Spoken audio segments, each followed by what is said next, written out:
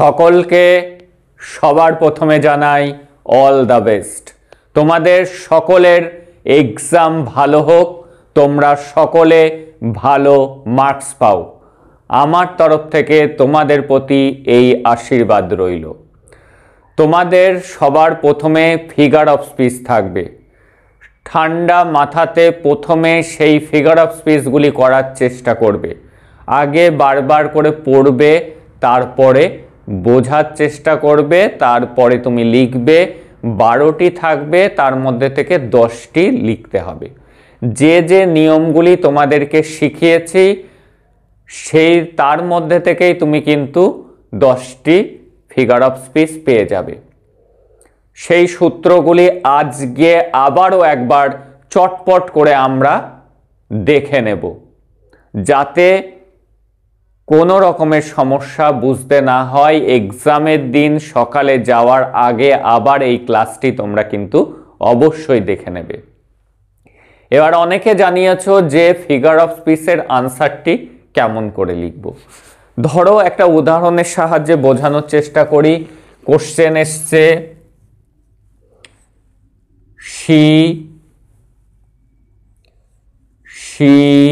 is like a rose। এটি question এসছে। তুমি কি করবা? এবার তোমাকে খাতায় লিখতে হবে। তুমি লিখলে এটা হয়তো এ দাগের 1-এ বা 2-এ এসছে, ধরলাম এ দাগের 2-এ এসছে।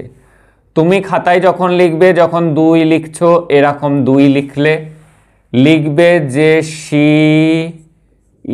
is like a rose। এটি লিখলে নিচে একটি হাইপেন দিয়ে লিখবে this is an example of, যেহেতু এখানে লাইক আছে তাই লিখবে সিমিলি। এইভাবে লিখবে। তুমি আগে কোশ্চেনটি লিখবে, তার নিচে একটি হাইপেন দেবে, দিয়ে লিখবে this is an example of simile. এইভাবে কিন্তু তুমি আনসারগুলিকে করবে। কোশ্চেনটি লিখে নেবে, দাগ নাম্বার দেবে, কোশ্চেন লিখবে, হাইপেন দেবে, তারপরে সেটি লিখবে। ব্যাখ্যা তোমাদের লিখতে পারলে ভালো, যদি না লিখতে পারো তাহলেও আশা করি কোনো সমস্যা নেই।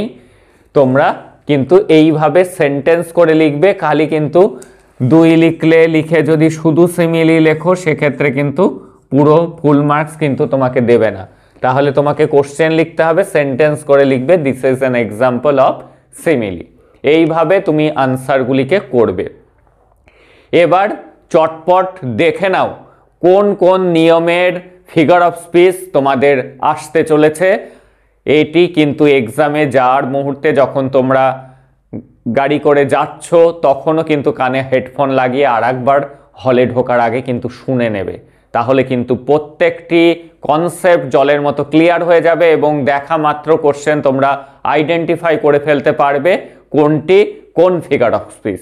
চলো আমরা চটপট দেখে নিই। দেখো, দেখা মাত্র আনসার করার চেষ্টা করো। তোমরা প্রথমে আনসার করার জন্য মিউট করে সব আনসারগুলিকে করো, তারপরে প্রত্যেকটি মিলিয়ে দেখে নাও তুমি যে আনসার করেছো সেই আনসারের সাথে আমি যে আনসার বলছি সেটি মিলছে কিনা, এবং ব্যাখ্যাগুলিও চটপট এক্সামের আগে শুনে নাও। এক্সামের আগে সকালবেলায় যদি একবার ক্লাসটি দেখে যাও, তাহলে তোমরা কিন্তু কোশ্চেন পেপার পাওয়া মাত্র বুঝে যাবে যে কোনটা কোন ফিগার অফ স্পিচ। তাহলে চটপট দেখতে পাচ্ছ question, the bugler moves like a cat.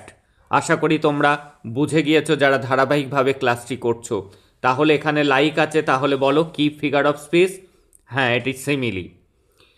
এবার দেখো, red as a rose she is. কি হবে এটি? দেখো এখানে অ্যাজ রয়েছে, তার মানে কি এটিও কিন্তু সিমিলি। আর আমাকে জানাতে ভুলো না তোমাদের কেমন ঠিক করতে পারছো তোমরা।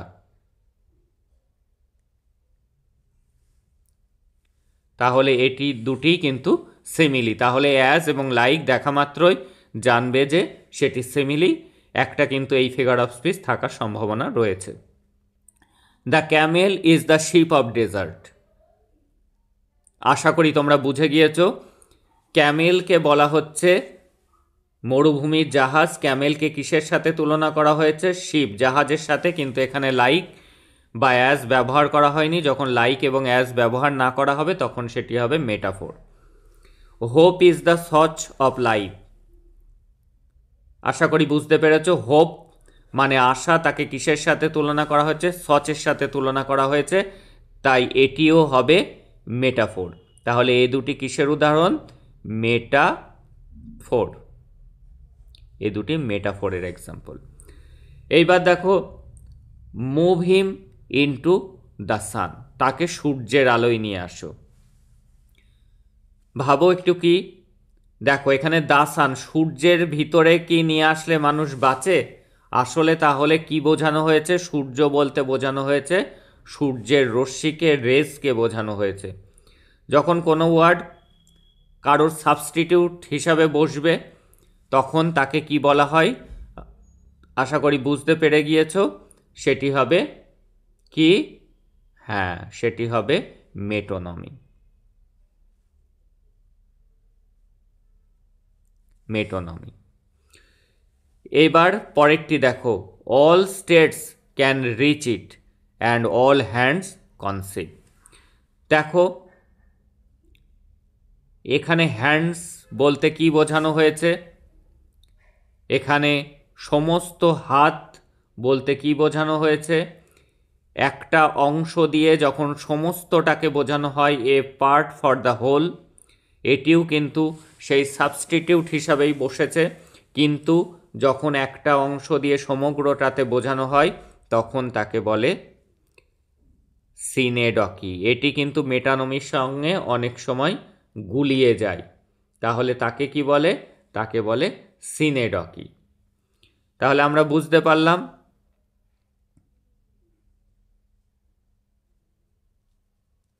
সিনেডকি। এখানে হ্যান্ডস বলতে, অল হ্যান্ডস বলতে অল পিপলকে বোঝানো হয়েছে। তাহলে এবার পরেরটি আমরা দেখে নেব। যে যে রুলস করা হচ্ছে তার মধ্যেই কিন্তু এক্সামে কোশ্চেন কমন আসবে। রুলসের কথা বলছি আমি। আর প্রথম থেকে সব ক্লাসগুলি যারা দেখেছো সেখান থেকে কিন্তু সব ক্লাসগুলি মিলিয়ে কিন্তু কোশ্চেনও কিন্তু তোমরা ম্যাক্সিমাম কমন পেয়ে যাবে।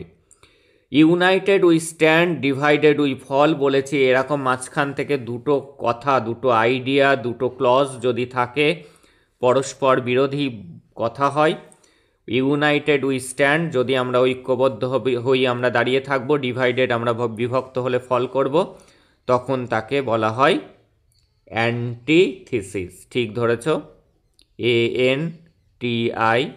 ANTITHESIS, তাকে বলা হয় অ্যান্টিথিসিস। দুটো আইডিয়া, পরস্পর বিরোধী দুটো আইডিয়া পাশাপাশি বসলে তখন তাকে অ্যান্টিথিসিস বলে। You must hasten slowly. Hasten মানে তাড়াহুড়ো করা, স্লোলি মানে ধীরে ধীরে। দুটো বিপরীত শব্দ যখন পাশাপাশি বসবে তখন তাকে কি বলে?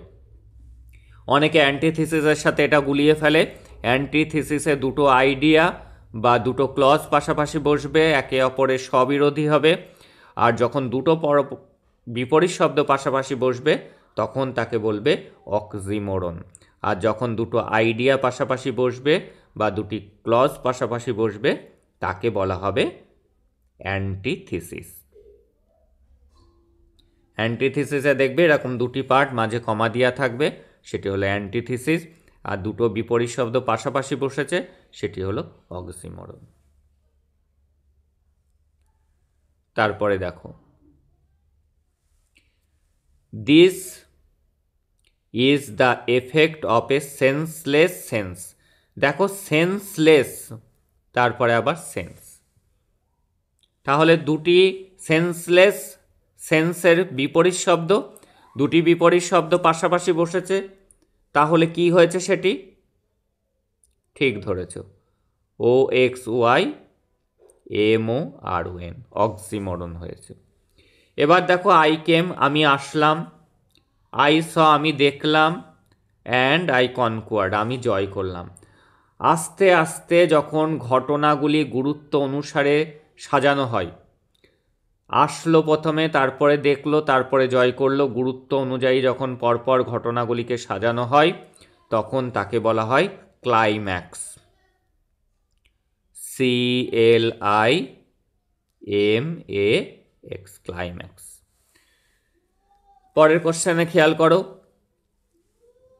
ও উইন্ড, ও বাতাস, ও দিয়ে শুরু থাকবে, বিস্ময়সূচক চিহ্ন রয়েছে, ডাকা হচ্ছে, সম্ভাষণ করা হচ্ছে, ও বাতাস। If winter comes can spring be far behind. দেখো এখানে প্রথমে সম্ভাষণ, কাউকে, সে উপস্থিত নেই সামনে, কাউকে যদি সম্ভাষণ করা হয়, ও রোজ, ও উইন্ড, ও ডেথ, এই সব শব্দগুলি যখন দেখবে তখন জানবে সেটি কি হবে। ঠিক বলেছ, সেটি হবে অ্যাপোস্ট্রফি। এবার দেখো পরের কোশ্চেনটি, ও দেয়া নেই কিন্তু লেখা আছে ইংল্যান্ড উইথ অল দাই ফল্টস। এই যখনই দেখবে দাই, দি এগুলি দিয়ে সম্ভাষণ রয়েছে, এগুলি লেখা আছে ইংল্যান্ড, এই যে বিস্ময়সূচক আছে, ইংল্যান্ডকে বলছে ইংল্যান্ড উইথ দাই ফল্টস, এটি তোমার দোষ, সবটাই তোমার দোষ ইংল্যান্ড। তখন এটিও কি হয়েছে, এই দুটি কিসের উদাহরণ হয়েছে, হয়েছে অ্যাপোস্ট্রফি।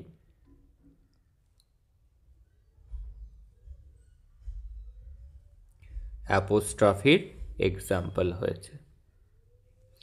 পরের কোশ্চেন দেখব আমরা, আর্থ has not anything to show more fair.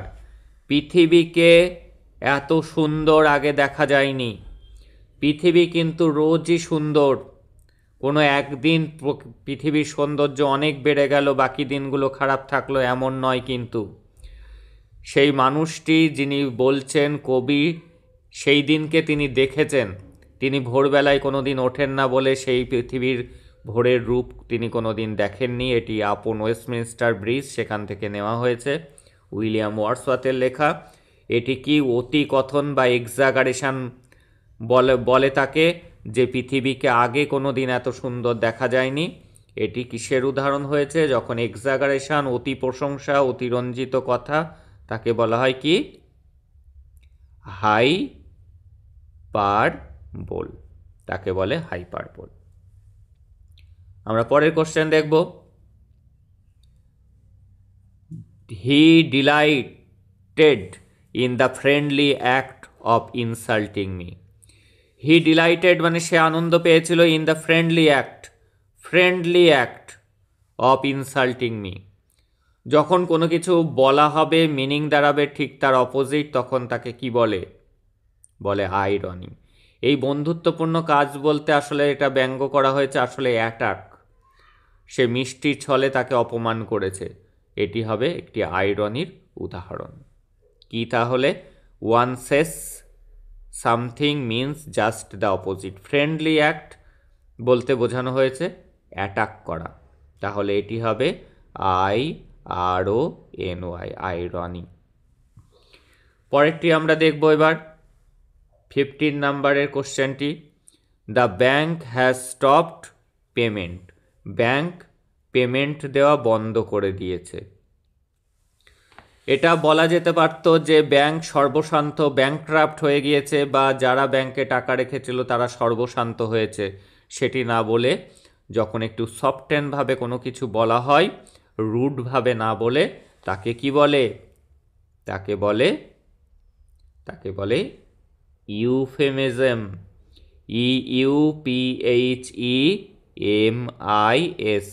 Euphemism বলে তাকে। পরেরটি দেখো, the old lady at last breathe his last. এই যে একটু সুন্দরভাবে মিষ্টিভাবে বলা হলো, অবশেষে বৃদ্ধ মহিলাটা শেষ নিঃশ্বাস ত্যাগ করেছে। এখানে লেখা যেত যে বুড়িটি মরে গিয়েছে, দ্য ওল্ড লেডি ডায়েড না বলে একটু সুন্দর করে বলা হলো মিষ্টিভাবে, ব্রিথ হিজ লাস্ট, তাই এটিও কিন্তু ইউফেমিজমের এক্সাম্পল হয়েছে। যখন কোনো কিছু কর্কশভাবে, রুডভাবে না বলে একটু সফটেনভাবে বলা হয়, তখন তাকে ইউফেমিজম বলে। The humming bees around me flew. দেখো বিজ, এরা কি করছে, হামিং, ভন ভন ভন ভন করছে। সাউন্ড রিলেটেড কোনো কিছু থাকলে তাকে কি বলে বলেছি, ওনোমেটোপিয়া। এই যে হামিং, পতঙ্গদের আওয়াজ, কোনো আওয়াজ রিলেটেড কিছু থাকলে সেটি ওনোমেটোপিয়া।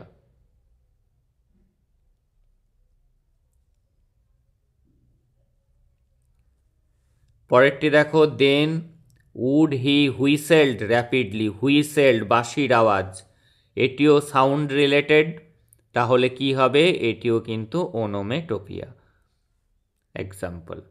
পরেরটি দেখো, দ্য ফিউরো ফলোড ফ্রি, যখন দেখবে কোনো লেটার বা সিলেবল বা কোনো সাউন্ডের রিপিটেশন হয়েছে তখন তাকে কি বলে, আশা করি তোমরা সবাই পেরেছো, তাকে বলে অ্যালিটারেশন, অ্যালিটারেশন বলে তখন তাকে। পরেরটি দেখে নেব আমরা,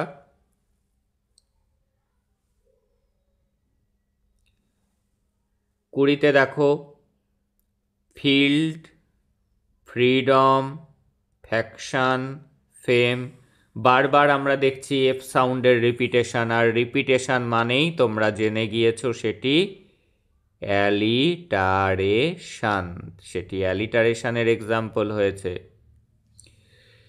beauty is truth, truth beauty, দেখো বিউটি আগে রয়েছে, ট্রুথ পরে, পরের পার্টটাতে দেখা যাচ্ছে ট্রুথ আগে বিউটি পরে।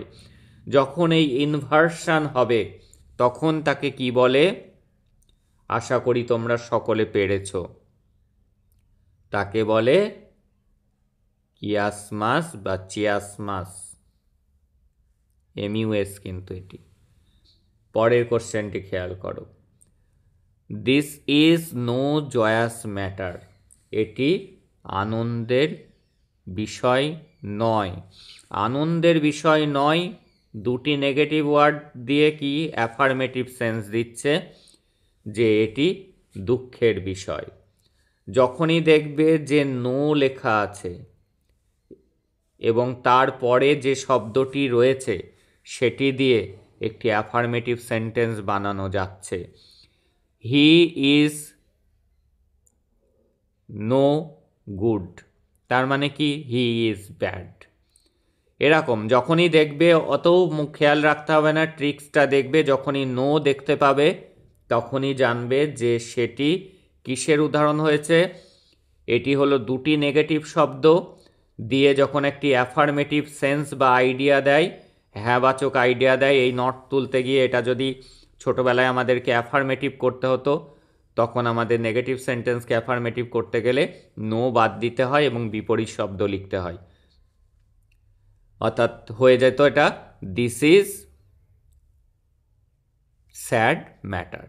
তাহলে এটি এরকম ধরনের যখনই থাকবে তখন সেটি কিসের উদাহরণ, তাকে বলা হয় লিটোটেস, লিটোটেস বলে তাকে। আর এই স্পেলিংগুলো সবগুলি তোমরা কিন্তু মুখস্থ করে নিও। দেখতে পাচ্ছ he is no fool, no যখনই থাকবে জানবে যে সেটি হবে লিটোটেস। কি বললাম, this is no joyous matter, he is no fool, এগুলি কিসের এক্সাম্পল, লিটোটেস। যখনই নো দেখবে তখনই জানবে সেটি লিটোটেস হবে। He has a happy marriage, marriage কেমন, হ্যাপি। যখন একটি নাউনের অ্যাডজেক্টিভ নিয়ে আরেকটি নাউনের সাথে বসানো হবে তখন তাকে কি বলে, এক জায়গার নাউন আর এক জায়গায় ট্রান্সফার হলে তাকে বলা হয় ট্রান্সফার্ড এপিথেট, এপিথেট মানে অ্যাডজেক্টিভ। আসলে হ্যাপিটাকে, ম্যারেজটা হ্যাপি না সে হ্যাপি, হ্যাপিটা হলো যে বিয়ে করছে সে হ্যাপি, কিন্তু সেই তার কাছ থেকে হ্যাপি কেড়ে নিয়ে লাগানো হয়েছে ম্যারেজের সাথে, একে বলা হয় transferred, TRANSFERRED, transferred epithet, EPITHET, transferred epithet. সে passes silent miles, miles, miles কোনোদিন সাইলেন্ট হতে পারে, সাইলেন্টকে শি ইজ সাইলেন্ট, সে নিঃশব্দে মাইলের পর মাইল পাস করছে, হেঁটে পার হচ্ছে, তাহলে শির কাছ থেকে অ্যাডজেক্টিভটা নিয়ে লাগিয়ে দেওয়া হয়েছে মাইলের সাথে।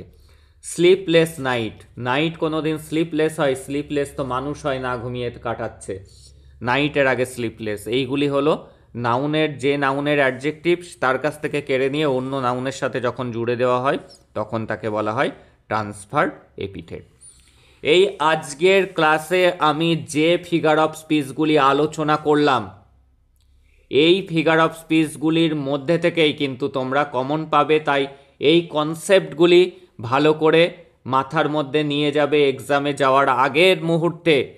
বারবার করে বলছি, এই ক্লাসটি, এই 25টির যে ক্লাস, এই ক্লাসটি দেখে গেলে তোমার কিন্তু মাথার মধ্যে আইডিয়াগুলি থেকে যাবে যে কোনটি কোন ফিগার অফ স্পিচ হবে।